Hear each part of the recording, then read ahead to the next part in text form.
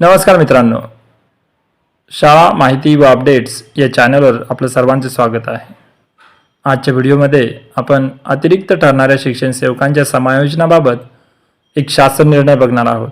शासन निर्णय आहे 27 जून 2016चा. या शासन निर्णयामध्ये अतिरिक्त ठरणाऱ्या शिक्षण सेवकांच्या समायोजनाबाबत आपल्याला माहिती दिलेली आहे. चला तर मग बघूया सविस्तर की काय आहे हा 27 जून 2016चा GR. प्रस्तावना बघूया आधी. माननीय उच्च न्यायालय मुंबई येथील रीट याचिका क्रमांक 9026/2014 मध्ये शासन निर्णय दिनांक 13/12/2013 व दिनांक 28/8/2015 मधील संच मान्यतेबाबतच्या तरतुदीस न्यायालयात आव्हानित करण्यात आले होते. याबाबत माननीय उच्च न्यायालयाने दिनांक 15/12/2015 रोजी निर्णय देऊन सदर शासन निर्णयाच्या अनुषंगाने कार्यवाही करण्याबाबतचे निर्देश दिले होते. सदर न्यायिक प्रकरणामुळे सन 2013-14 पासूनची शाळांची संच मान्यता व इतर अनुषंगिक कार्यवाही प्रलंबित होती.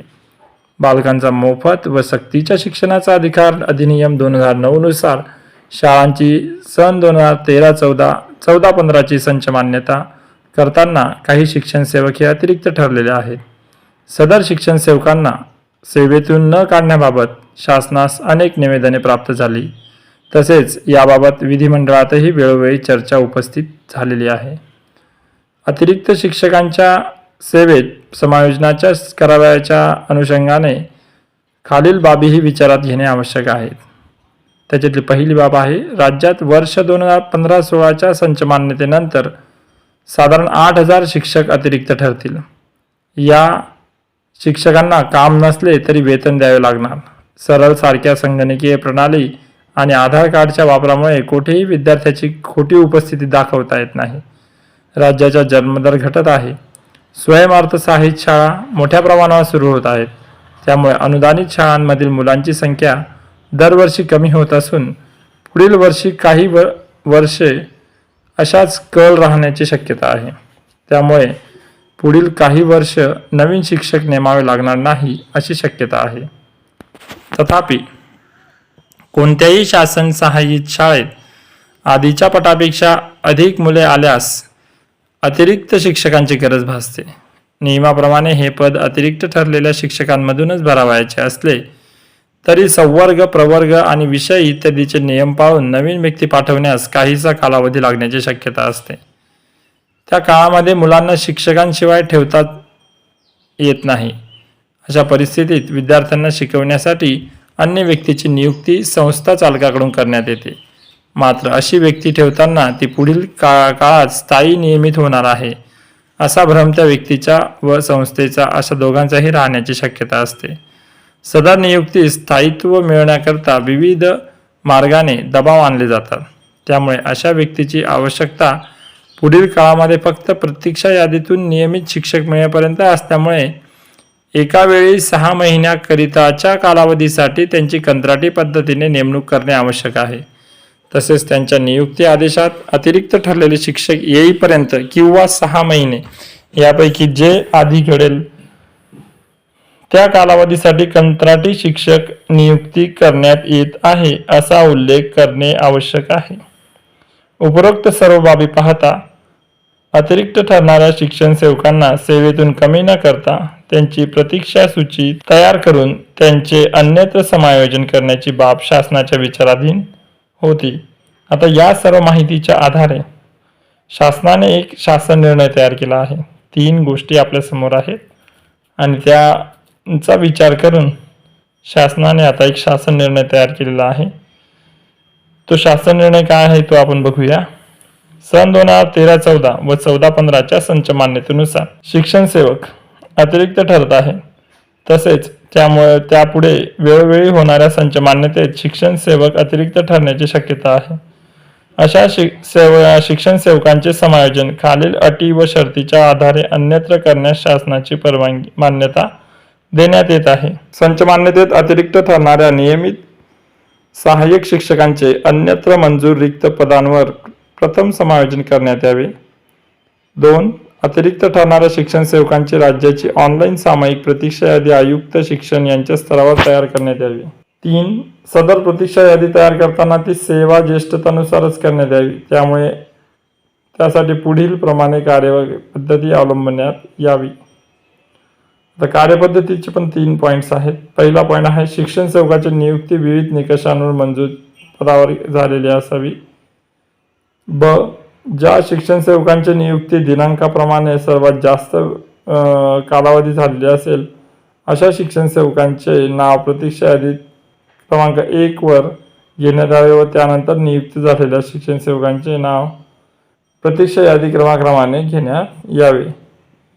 शिक्षण सेवक म्हणून सेवा कालावधी समान झाला असल्यास ज्याचे वय जास्त असेल अशा शिक्षकाचे त्याचे नाव ज्येष्ठता यादीत वर राहील. 4 नंबरचा पॉईंट आहे ज्येष्ठता यादी दरवर्षीप्रमाणे 1 जून रोजी संकेतस्थळावर प्रसिद्ध करण्यात यावी. सदर यादी बाबत काही तक्रार मतभेद निर्माण झाल्यास याबाबत आयुक्त शिक्षण यांचा निर्णय अंतिम राहील. सदर निर्णयाविरुद्ध अपील करायचे झाल्यास ते प्रधान सचिव शालेय शिक्षण यांच्याकडे करता येईल. त्यावरील त्यांचा निर्णय सर्वांना बंधनकारक राहील. प्रतीक्षा यादीवरील शिक्षण सेवकांमार्फत रिक्त पद भरताना ते सेवाज्येष्ठतेने भरण्यात यावे. 6. रिक्त पद भरताना संवर्ग, प्रवर्ग व विषय इत्यादी बाबींनुसार तपासून ते भरण्यात यावे. तथापि सदर बाबी तपासण्याकरिता काही कालावधी लागण्याची शक्यता पाहता विद्यार्थ्यांचे नुकसान होऊ नये याकरिता अतिरिक्त शिक्षक अथवा प्रतीक्षा यादीतील शिक्षण सेवक उपलब्ध होईपर्यंत संस्था चालकास विविध अर्हता धारण करणाऱ्या व्यक्तीची नियुक्ती कंत्राटी पद्धतीने तात्पुरत्या कालावधीसाठी करता येईल. मात्र अशा नियुक्ती करताना नियुक्तीपत्रात खालीलप्रमाणे असलेल्या बाबींचा उल्लेख स्पष्ट असावा. अतिरिक्त ठरलेले शिक्षक येईपर्यंत किंवा 6 महिने यापैकी जे घडेल त्या कालावधीसाठी कंत्राटी शिक्षक नियुक्ती करण्यात येत आहे. त्यानंतर संबंधित आस्थापनावरील केलेली सेवा व तत्पूर्वी आस्थापनावरील शिक्षण सेवक पदावर केलेली सेवा कालावधी विचारात घेऊन 3 वर्षाचा कालावधी झाल्यानंतर शासन निर्णय दिनांक 27/2/2003 मधील जोडपत्र क्रमांक मुद्दा क्रमांक 10 मध्ये नमूद केलेल्या अटीच्या अधीन राहून सदर अतिरिक्त शिक्षण सेवकास नियमित करण्याबाबत कार्यवाही करण्यात यावी. प्रतीक्षा यादीतील शिक्षण सेवकाची पुनर्नियुक्ती करताना आरक्षण धोरणाची अंमलबजावणी करणे आवश्यक राहील.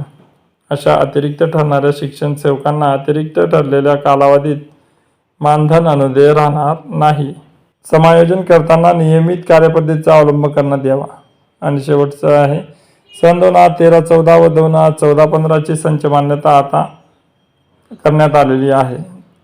तथापि अतिरिक्त शिक्षण सेवकांच्या निर्धारण सन 2015-16 च्या संच मान्यतेनुसार करण्यात यावे.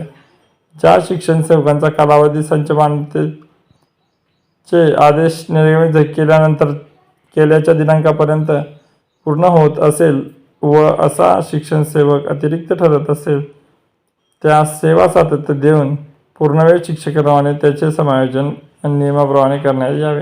हा निर्णय सन 2013-14 व 2014-15 च्या संच मान्यतेने अतिरिक्त ठरलेल्या शिक्षण सेवकांना लागू राहील. सदन शासन निर्णय शासनाच्या महाराष्ट्र.gov.in या संकेतस्थळावर उपलब्ध करण्यात आलेला असून हा आपण डाउनलोड करू शकता. तर हा शासन निर्णय राजेंद्र पवार उपसचिव महाराष्ट्र शासन यांनी निर्गमित केला होता. या शासन निर्णयावरून आपला हा शासन निर्णय आज आपण यासाठी बघत आहोत की जर सेवेत असताना शिक्षण सेवक अतिरिक्त ठरला तर त्याचं समायोजन होते का नाही असा प्रश्न बऱ्याच शिक्षण सेवकांना पडलेला होता. तर या GRचा संदर्भ घेऊन आपण आता शिक्षण सेवक कालावधीत जर आपण आता अतिरिक्त होत असू तर जशी कारवाई जसा संदर्भ या GR मध्ये दिलेला आहे तो संदर्भ वापरून आपण आपली नोकरी यथास्थिती व्यवस्थित ठेवू शकतो किंवा आपलं समायोजन करून घेऊ शकतो. यामुळेच हा एक महत्त्वाचा असा GR राजेंद्र पवार उपसचिव महाराष्ट्र शासन यांनी 27 जून 2016 रोजी त्यांच्या डिजिटल स्वाक्षरीने निर्गमित केलेला आहे. तर हा एक महत्त्वाचा असा एक GR आहे त्या शिक्षण सेवक बांधवांसाठी जे 3 वर्ष नोकरीचे पूर्ण झालेले नसताना जर अतिरिक्त ठरले तर त्यांना उपयोगात ठरू शकतो संदर्भ म्हणून. तर एक अत्यंत महत्त्वाचा आणि माहितीपूर्ण असं GR आपल्यासाठी मी आज घेऊन आलो होतो. अशाच प्रकारचे GR शासन निर्णय जे शिक्षण सेवकांसाठी पदवीधर शिक्षकांसाठी खूप गरजेचे आणि महत्त्वाचे असतात ते आपण अभ्यास करून आपल्यासाठी एक संदर्भ म्हणून नेहमीच आपल्या चॅनलवर घेऊन येत असतो. तर अशाच इन्फॉर्मेटिव्ह माहितीसाठी चॅनलला सबस्क्राईब करा. व्हिडिओतली माहिती आवडली असेल तर माहितीला शेअर करा, व्हिडिओला लाईक करा आणि सर्वात महत्त्वाचं म्हणजे चॅनलला सबस्क्राईब करा. भेटूया पुढच्या व्हिडिओत. धन्यवाद.